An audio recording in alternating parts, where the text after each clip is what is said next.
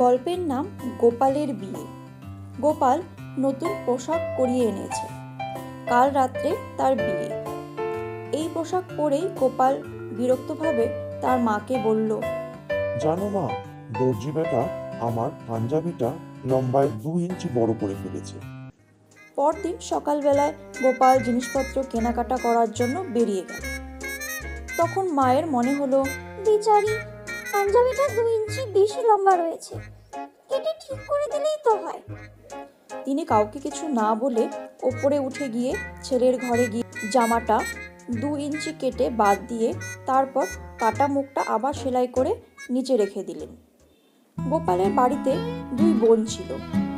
গত রাত্রে খাওয়ার সময় দাদার মন্তব্য তারাও শুনেছিল।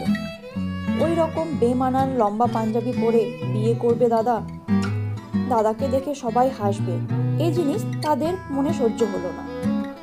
কিন্তু কেউ কাউকে নিজের মনের কথাটি খুলে বলল না।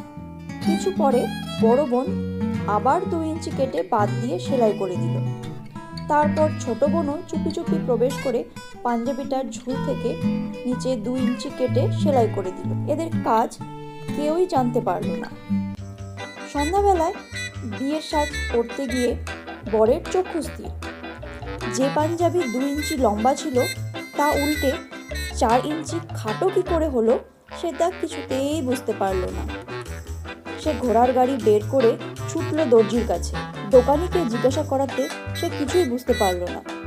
গোপাল তখন রেগে মেগে দোকানিকে 2-4 কথা শুনিয়ে তাড়াতাড়ি বাড়ি চলে এলো। বাড়িতে এসে সকলের মুখে কথা শুনে গোপালের তো চক্ষু স্থির। বাধ্য হয়ে গোপাল তাড়াতাড়ি বাজারে গিয়ে আরেকটা পাঞ্জাবি কিনে তাই পরেই রেগে মেগে বিয়ে করতে গেল।